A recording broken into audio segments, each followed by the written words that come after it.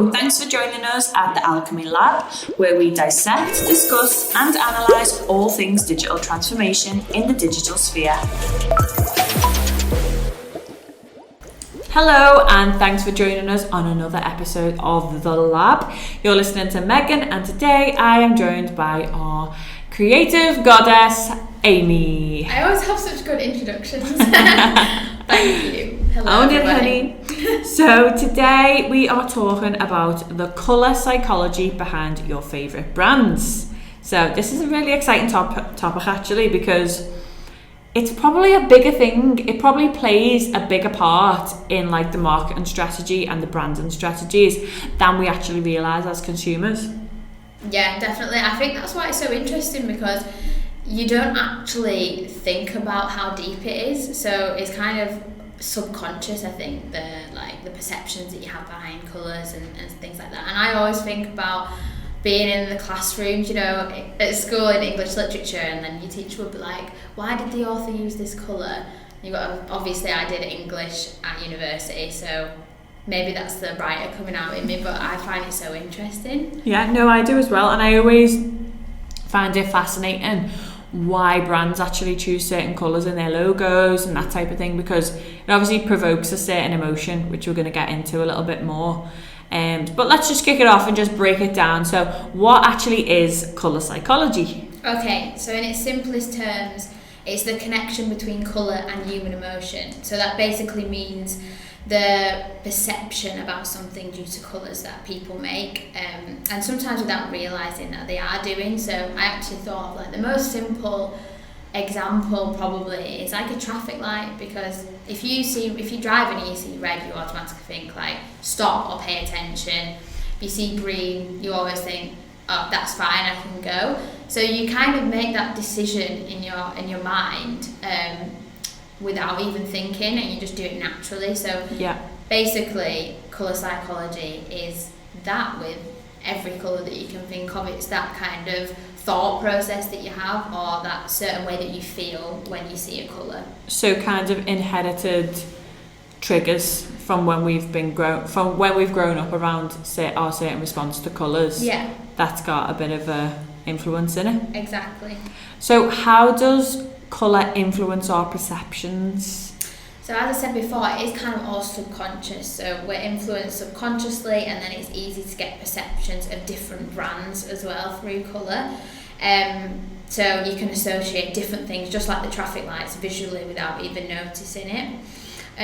So like I said at the beginning, if you think back to being in the classroom, having to analyse every single detail, what that connotes, then you think that colour it makes you think or feel a certain way. And it's really interesting, but the human mind does take colour into consideration when we perceive brands or come into certain conclusions and perceptions about a brand as well. So for example, would a luxury brand have a different colour palette than a kind of more budget brand? Yeah, so it all depends on what you want to tell your audience. So whether you want to come across as, like you say, luxury or more high-end, or even corporate, or you want to come through as like affordable, and like what kind of tone as well. Like, are you more corporate, are you more creative? You've got to make those decisions and think about what colours would work best to kind of put your personality across. Any good colour psychology examples? Yeah, so every business should be thinking about the colour in their branding, or of their posts that they put out as well. So examples, there's a lot of different ones. So thinking of some famous ones, I thought of Spotify, which obviously is green. So green is all based around an appreciation of life, its fullness, joy and strength of mind, body and soul. So obviously Spotify is music, it's podcasts, so that does make sense as to why they've chosen green. So it's kind of like the mind, the body, the soul, that's kind of what music connects together, so that one's quite interesting. You've got Cadbury's, which is purple, like you said, which is more luxury because you associate purple with wealth and creativity. So if you associate Cadbury's, which is chocolate, and if you associate that with luxury, you'd think more of a luxurious chocolate, which then leads us to believe that we get an expensive treat, or it's more of a luxury when we eat it. So it makes sense, there's the psychology to what we think with the colour of the wrapper to the actual product. But then on the other hand, so you've got kind of Spotify, Cadbury's, they're two completely different industries. But if you think like tech companies, so you've got like Apple and Dell, they both have grey.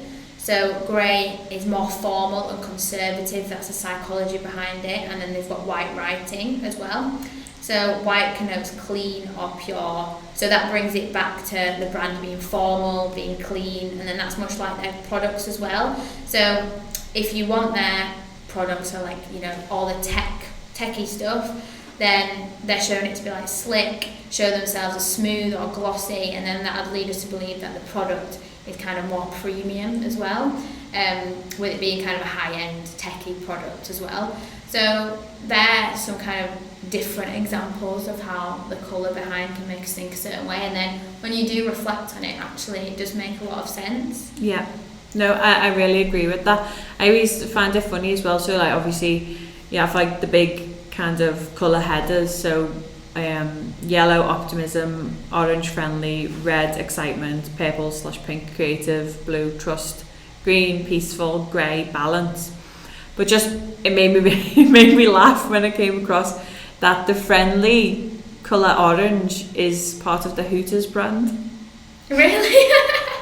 Yeah, it's supposed to be like one of the friendliest places, so it just made me laugh. And also remember Bebo? Yeah, Bebo, loved that. They chose their logo to be orange, again for its friendly perception.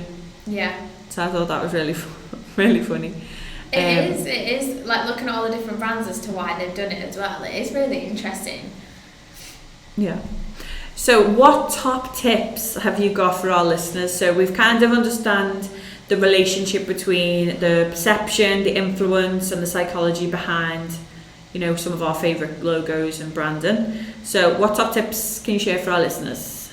Okay, so what I would say is when you're thinking about your brand, really think about what the colours say about you once you've researched the colour psychology. So the way you want to do that is to kind of have some processes in place as to how do you find out what you kind of associate your own brand with.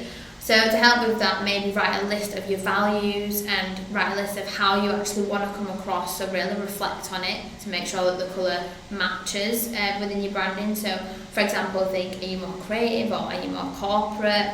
Do you want to come across as friendly and approachable? Then think about your prices, like you said at the beginning, Megan, like do you want to come across as affordable or do you want to come across as more luxury?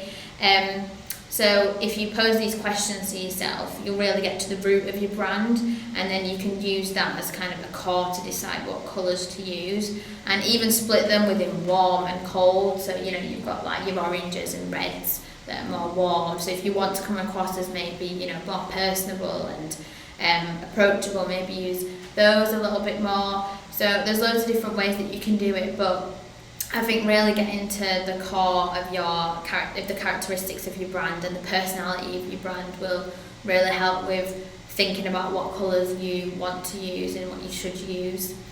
So they will be my tips as to what to kind of use for colour psychology. I think they're really good tips. I think it gives people a lot to think about. Definitely a lot of considerations to make when you're in that initial branding phase. Yes, because definitely. your branding's kind of what's going to stick with you. Yeah, exactly. And some people might just think, oh, these two colours work well together, but you've got to think, how will the audience perceive you with those colours? Ooh, well, if you were, let's just finish on this. If you were a colour logo, what would you be? What colour would the Amy Williams logo be? I don't know. I do love colour. Like when we did the TikTok, I did comment on it saying I like yellow because I feel like everybody associates yellow with happiness. Like you think of the sun or daffodils, and it's quite positive. So I'd like to think that. Yeah, I would put yellow, I think. Yeah, I definitely see a yellow logo for you. I think for me, I like, I don't know. There's purple that's more creative, isn't it? Yeah, I was thinking I'd like a purple logo because it's like my favourite colour. So I don't know whether that would be the one for me or excitement, so red. Don't know. Yeah. But then I feel like red to me also triggers a bit like danger. Of a warning and danger. Yeah. So Yeah, but I think again that comes down to the typology of it and also the tone of red. I'm going to say it's like, because there can be different things behind colours, but then actually like we discussed about like Booba and Kiki. Yeah. The Booba and Kiki effect, if no one's heard of that, but that's how we associate shapes and sounds. So you can kind of, with your branding, if you choose a colour, you could also think about your shapes of your logo and then your typography and things like that. Yeah. Which is, you can put it all together kind of thing. Yeah, a good example of that would be Virgin. Yeah. So because obviously the V is quite a spiky sound, but they're using the red, so they're merging the kind of spikiness but with the excitement of the red, so it's very like stand out in your face. Yeah, good example.